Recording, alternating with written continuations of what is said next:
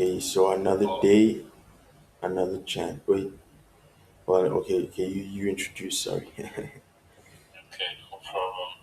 Hello there, programmers. My name is Ernest, and today I have Cabello as my peer programming partner. Yeah, your favorite And guy. today we'll be okay. You there? Yeah, I'm there. I'm there. Okay, awesome. And today we'll be going through our main stack. So I'll start off by with our introduction, chapter one, and we will carry and see we go on with it and see where we can leave it off. Maybe we end in chapter three, but depending on how brief our summaries are. So main stack, introduction. So in our chapter one, basically this chapter introduces main stack, which stands for MongoDB, Express, React, and Node.js. And it also explains how these technologies work together to build a single page application, which is our SPAs. So you can see it here where it says where instead of using an Angular front end framework, we use React because we know React is it's a single framework that was deployed by Facebook. So another popular variant is the Maven where we use our Val as a front end. Yeah, so all in all, we with the component with React, that's with our React framework. That's how we achieve our singular page application. So we also get an over we also get an over we also get an overview of a movie review application we'll be building where users can browse movies and search, log in, Yeah. and create, edit, or edit their own reviews only. And yeah, that's what we'll be doing in this book. So our book in this book will be building a movie review application where we can add our review, where you can search, log in, create, edit, delete, and yeah, and then this chapter overlines the overall architecture from MongoDB Atlas hosts the database Mango plus Express powers the backend API. Then we have React, which handles the front end UI, and then our application will be later be deployed into the cloud.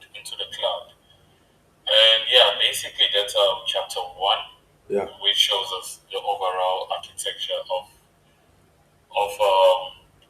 the book and what we're going to be going through. Camilo, you still there? Yep. Oh, yes. I'm still there, man. Okay, so Okay, so it's on to me I don't now. know if you can just walk us through chapter two, MongoDB reviews, very short. I'll do that just now. Okay. I'll do that just now, man. I just need to share my screen here, which I'll do just now. Just now. Yeah. Then I'll probably go over like the actual atlas, well, in pretty much in like chapter three. So some yeah. So it's very short. MongoDB is very short. In chapter three, I'll go over the whole atlas. But yeah, that's okay. So I'm gonna share my screen now. Sharing.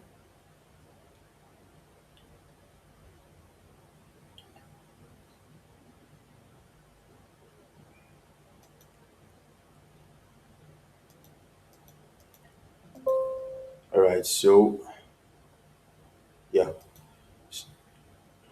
Hold on. So So okay. So another day, another chance, another way, another dance. Today I'll be discussing to you all about pretty much continuation of chapter 3, which chapter 2, which is MongoDB overview. So as indicated by the MERN, MERN, we'll use MongoDB as a backend database for our app. MongoDB is a NoSQL database. Therefore, before we talk about what is a NoSQL database, let's first talk about relational database that we can provide a meaningful contrast to.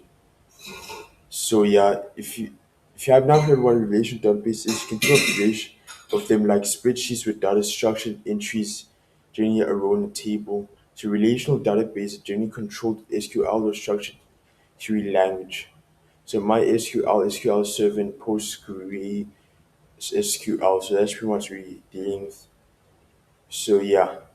So in MongoDB, collection contains documents or documents an instance of the entry containing the various within field space that represent the document. So for example, product document contain title, description, and price fields. Each field is a key value pair. So for example, price 26, title learning node, so on and so forth. So that's pretty much what we're dealing with here. So I'll show you a brief example. So you go to my clean blog cluster. So this is my compass actually. So connecting to a clean blog cluster movie reviews.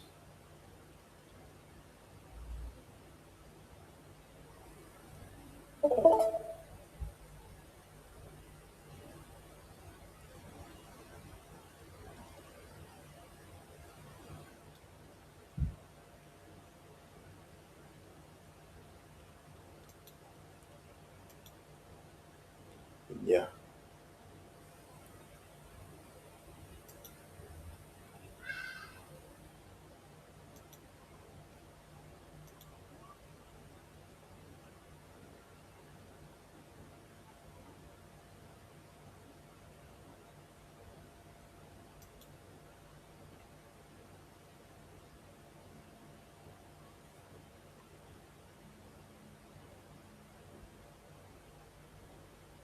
So on and so forth. Okay.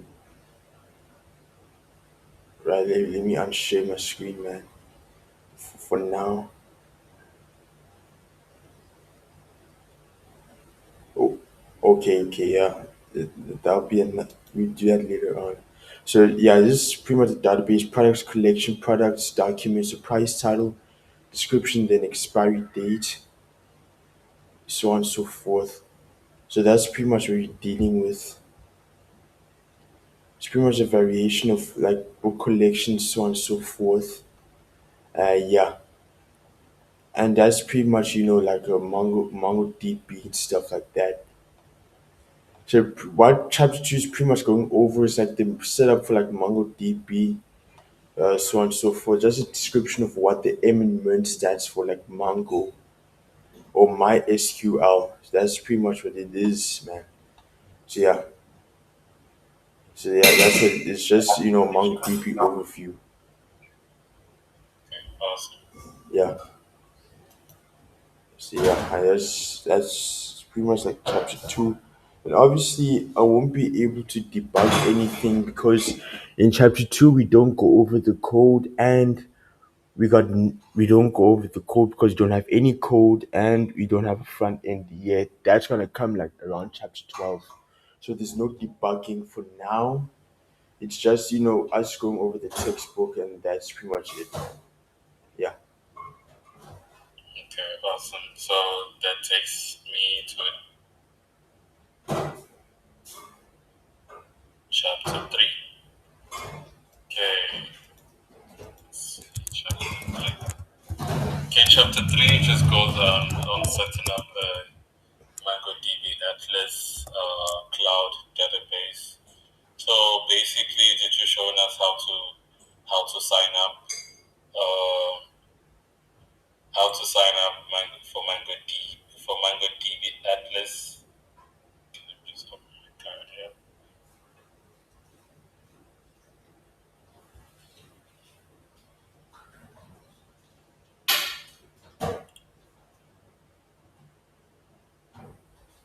Okay, we create a MongoDB Atlas account. Okay, let me quickly just show how for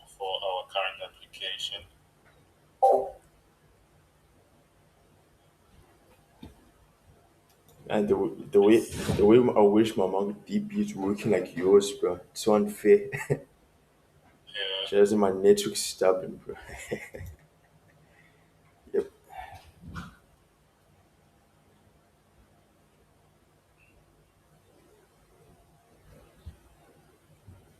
Okay.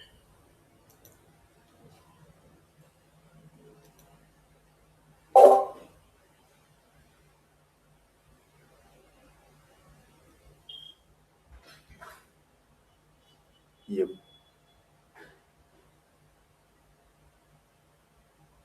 So here basically there it is, our cluster zero, Yeah. our cluster zero, and then if I can go to database, as you can see, I have control. I'm the one who have control over the database. I want to get where I store my data.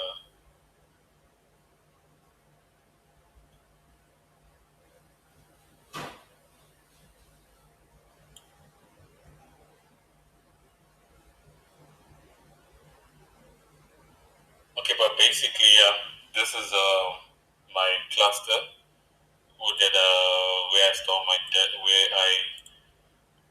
where I'll be storing all my database, like all my information that I'm gonna be using in the application. Cluster zero. Let's see.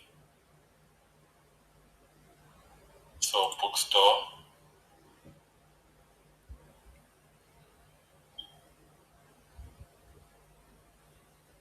But yeah, generally, basically, this is here it is Yeah.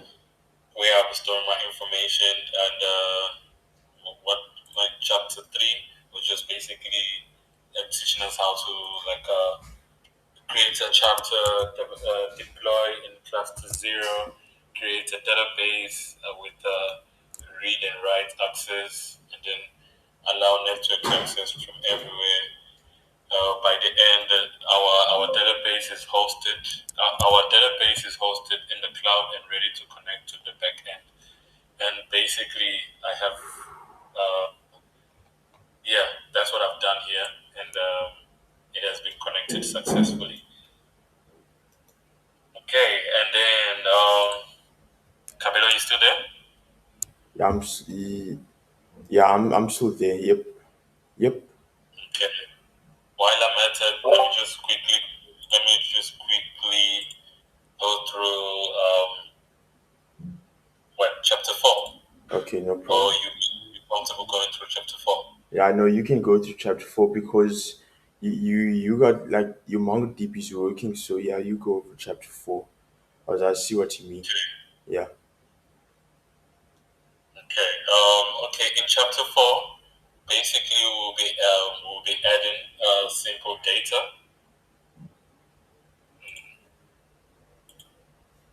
We'll be adding simple data.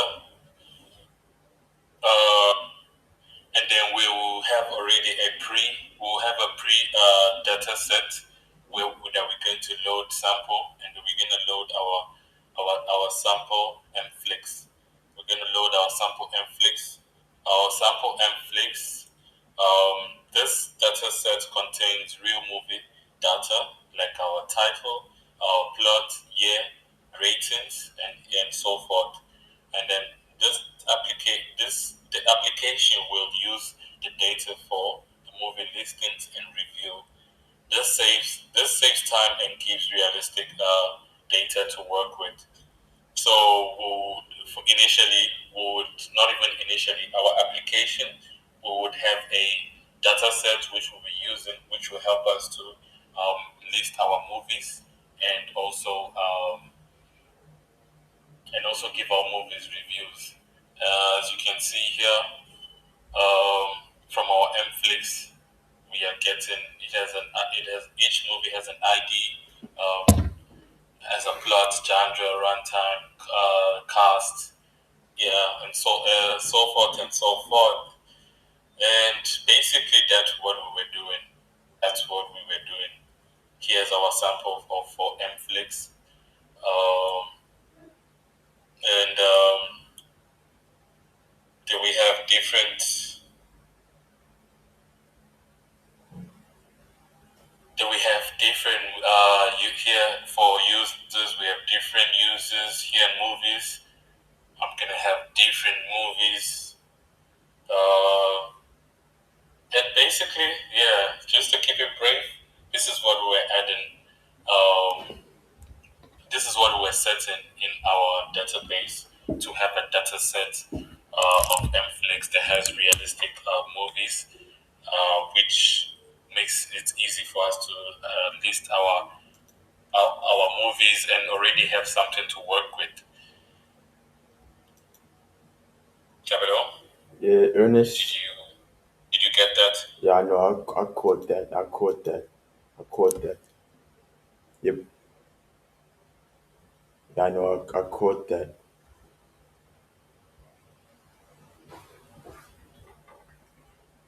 Our Express backend. Yeah.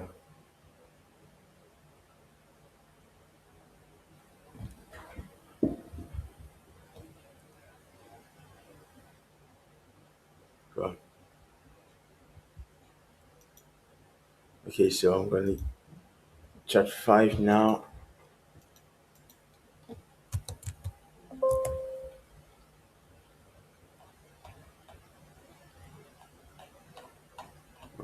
Days. Okay, so setting up our Node Express on our back end. Alright, so yeah. So we're pretty much gonna be going over like this is gonna be like our back end. So let me just share my screen.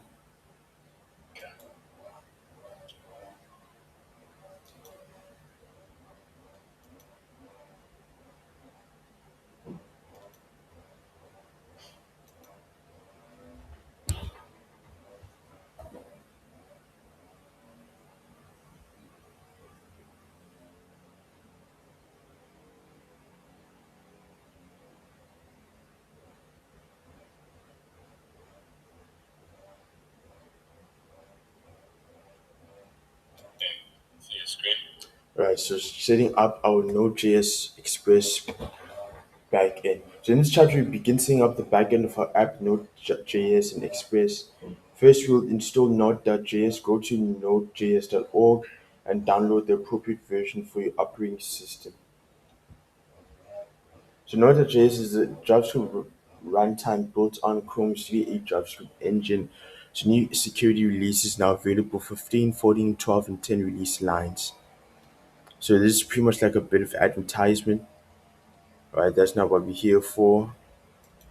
What we really want is, pretty much an installation and also like a direction of what we need to do in regards to like our files, so on and so forth. So yeah, so let's get to this and let's go, man. So what we have here is, so what we need to do is we need to check the version of Node that we have. Installation should be straightforward. Once Node has been installed, go to your terminal and run node v.